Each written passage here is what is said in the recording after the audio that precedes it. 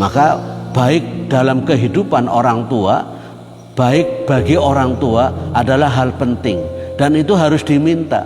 Kita jangan ingin menjadi orang baik tanpa minta. Belajar penting, taklim penting, tapi minta jadi orang baik itu penting, sangat penting. Maka Al-Quran mengajarkan wa aslihli, anugerahkanlah kepadaku kebaikan. Jadi kita jadi orang tua yang kaya kebaikan. Kalau kita jadi orang tua yang kaya kebaikan, anak-anaknya akan merasakan tentram damai bersama kita.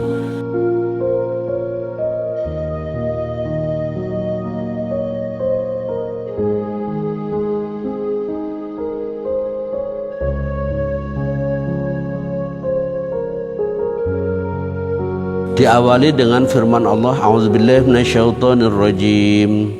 Wa wassaynal insana biwalidayhi ihsana hamalathu ummuhu kurha wa wada'athu kurha wa hamluhu wa fisaluhu salasuna syahra hatta idza balagha ashuddahu wa balagha arba'ina sanah qala rabbi awzi'ni an ashkura ni'mataka allati an'amta alayya wa ala walidayya wa an a'mala salihan tardah wa aslih li fi dzurriyyati inni tubtu ilaika wa inni minal muslimin. Allahumma arhamna bil Qur'an.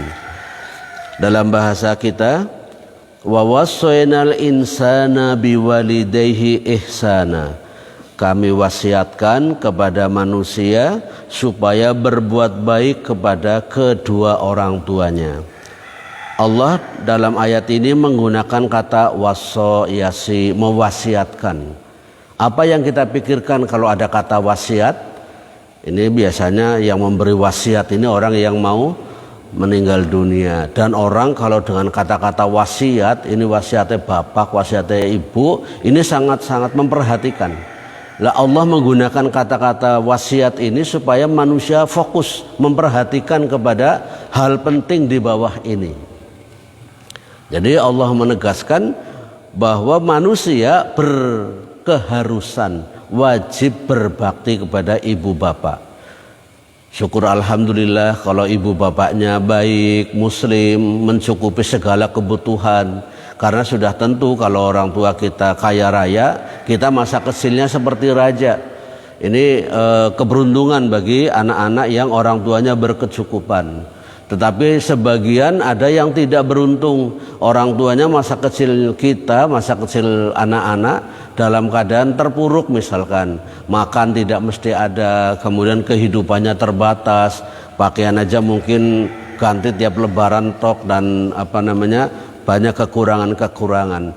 Apapun keadaan orang tua kita, apakah waktu kita kecil makmur, waktu kita kecil dalam kesulitan, ini tidak ada pengaruh.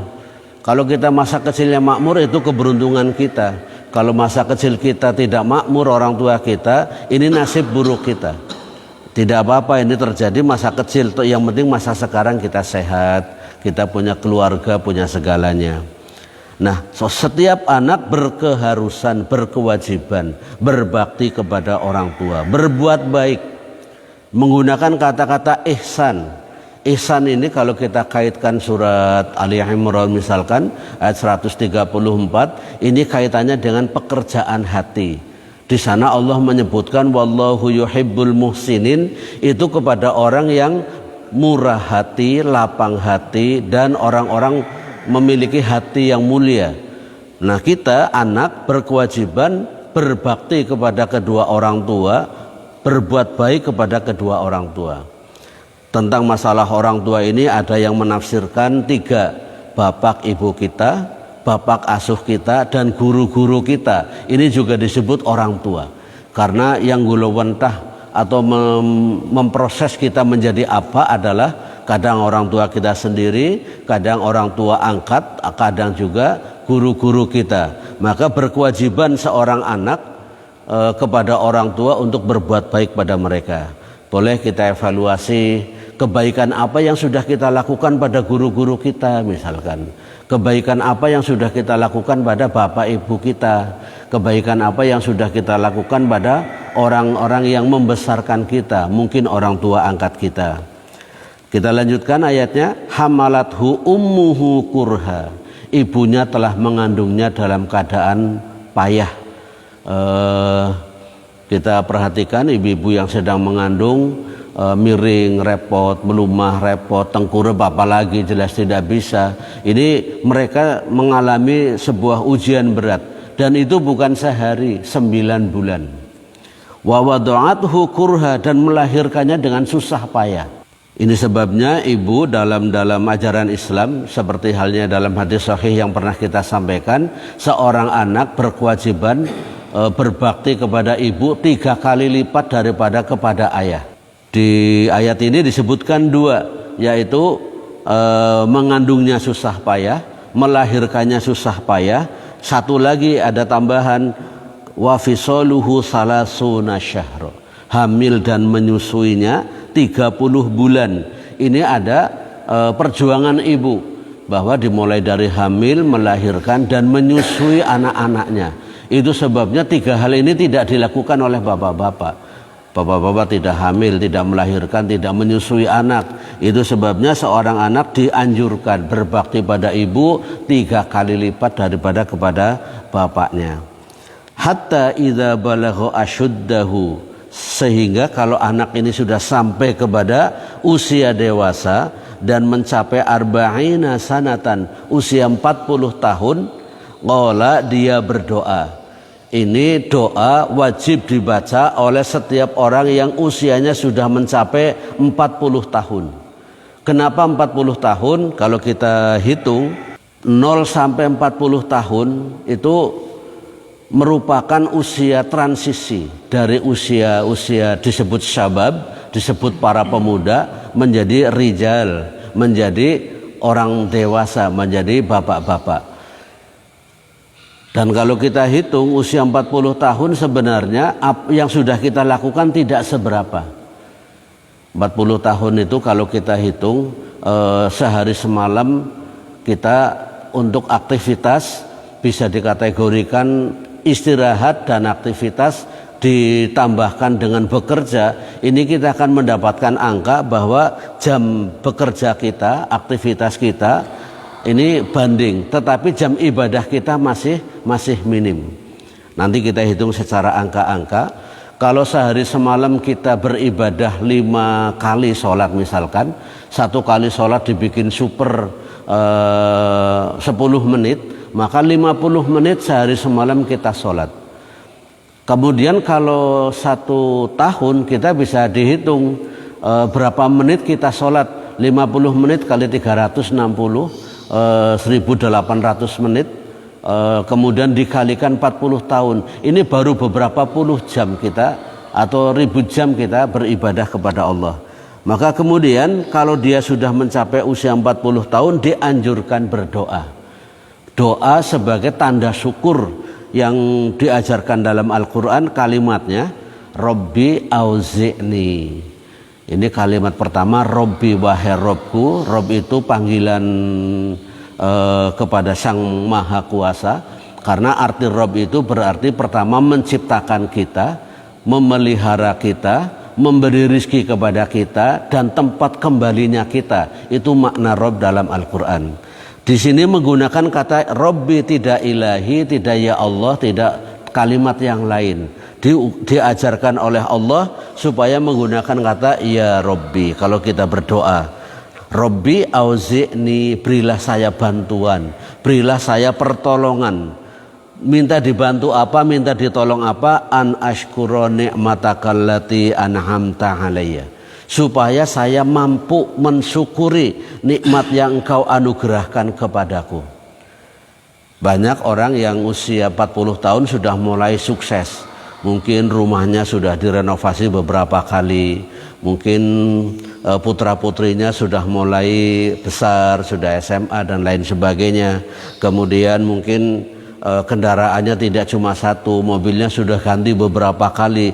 Ini usia-usia sudah mulai sukses. Biasanya di usia-usia ini orang sudah mulai sombong, menganggap dia berhasil, menganggap dia sukses adalah karena karyanya, karena perjuangannya, karena kepintarannya. Ini perasaan manusia. Ternyata kalau kita hitung nanti tidak seperti itu. Bisa kita lihat di ayat berikutnya adanya anjuran bersyukur wa ala walidayya, dan atas nikmat yang kau anugerahkan kepada kedua orang tuaku. Bahwa suksesnya seorang anak tidak lepas daripada perjuangan orang tua. Orang tuanya menyekolahkan, perjuangan seorang bapak, seorang ibu, orang tua menyekolahkan anak itu zaman sekarang tidak mudah.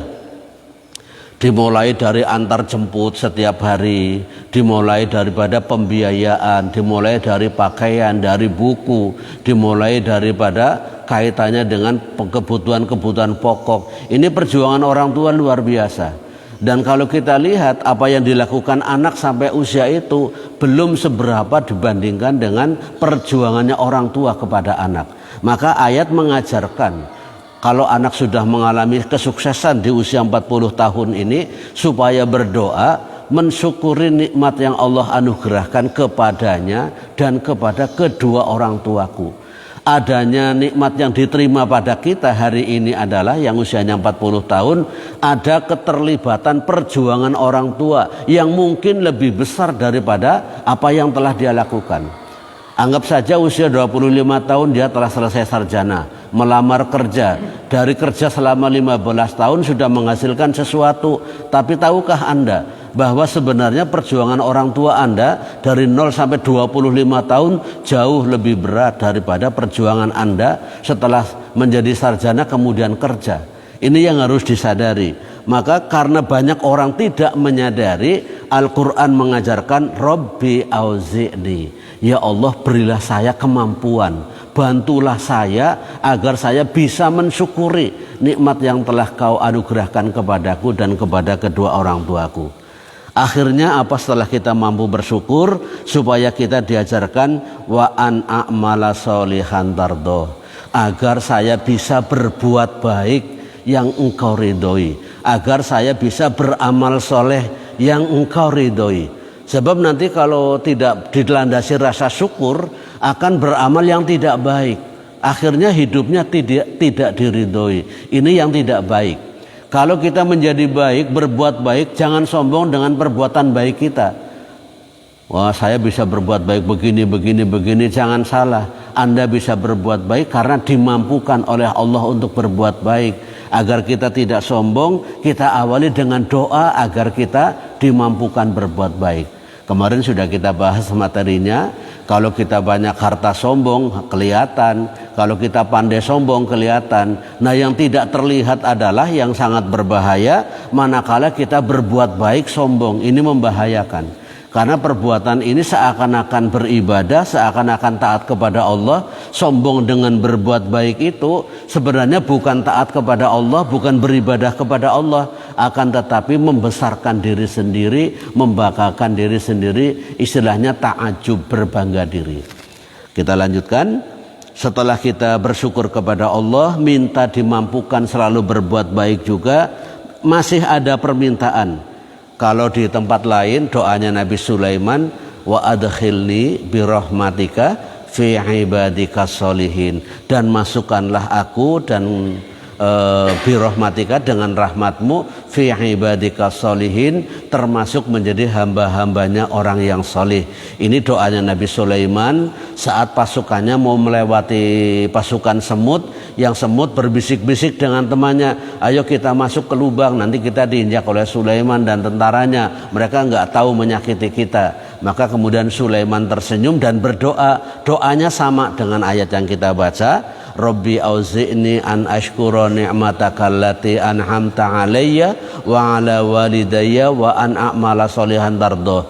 Hanya di ayat yang nomor 19 surat An-Naml itu ditambahkannya wadkhilni birahmatika fi ibadikas sholihin. Kalau di ayat ini, ayat 15 surat Al-Ahqaf, spesial untuk kita semua Allah mengajarkannya wa aslih li, dan anugerahkanlah kepadaku kebaikan.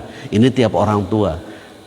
Orang yang sudah 40 tahun biasanya sudah punya keturunan, sehingga diajarkan berdoa, wa aslih li, anugerahkanlah kepadaku kebaikan, fi dzurriyyati, yang kebaikan itu akan tetap dirasakan, mengalir dalam kehidupan anak-anakku. Bayangkan kalau jadi orang tua jahat tidak baik, anaknya akan merasakan dampak. Ya ini kalau orang tuanya tidak baik, kondisinya tidak baik-baik saja, pasti akan sering terjadi percekcokan. Kalau terjadi percekcokan, otomatis anak tidak kerasan di rumah. Dia akan mencari kesenangan sendiri di luar. Kesenangan anak-anak biasanya kalau tidak dibimbing cenderung nyerong ke arah yang tidak baik. Maka baik dalam kehidupan orang tua, baik bagi orang tua adalah hal penting. Dan itu harus diminta. Kita jangan ingin menjadi orang baik tanpa minta.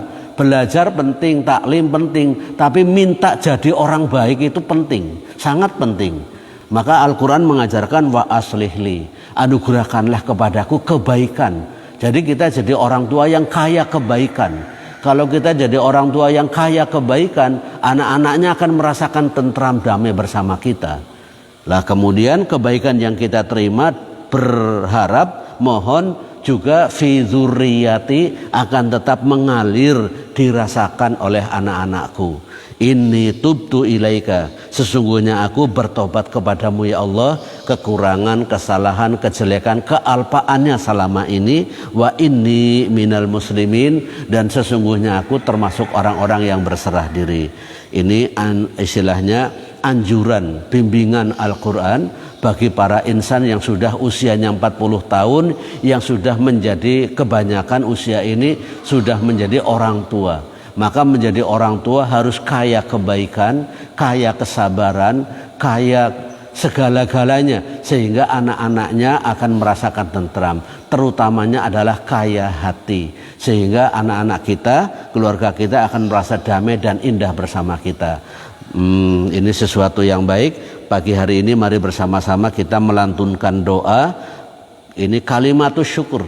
Kalau alhamdulillah saja itu baru kalimatut tahmid, baru kalimat memuji Allah. Tapi kalimatus syukur dalam Al-Quran diajarkan dimulai dari Rabbi auzi'ni. Kalau kita menjadi imam, menjadi khotib, mau berdoa bersama, tidak apa-apa. Kita merubah domir yang tadinya Rabbi auzi'ni menjadi Rabbi auzi'na. Yang tadinya an ashkuro menjadi an nashkuro. Yang tadinya nikmatakallati anhamta alayya menjadi nikmatakallati anhamta alayna. Ini boleh tidak apa-apa, bukan merubah ayat tapi merubah domir doa, karena kita tidak membaca dari awal. Untuk kita nggak apa-apa, kita baca sesuai dengan redaksi dulu. Bismillahirrahmanirrahim. Rabbi auzi'ni an ashkura ni'matakallati an'amta alayya wa ala walidayya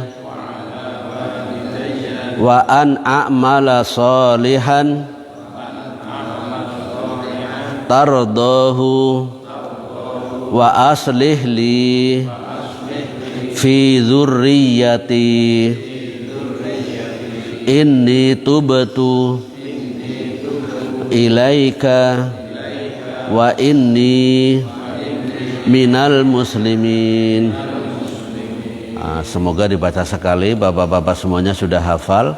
Kalau belum nanti bisa diulang kembali. Suratnya surat 46, surat Al-Ahqaf, ayatnya yang nomor 15. Semoga bermanfaat untuk Anda semua yang mengikuti kajian ini sampai selesai.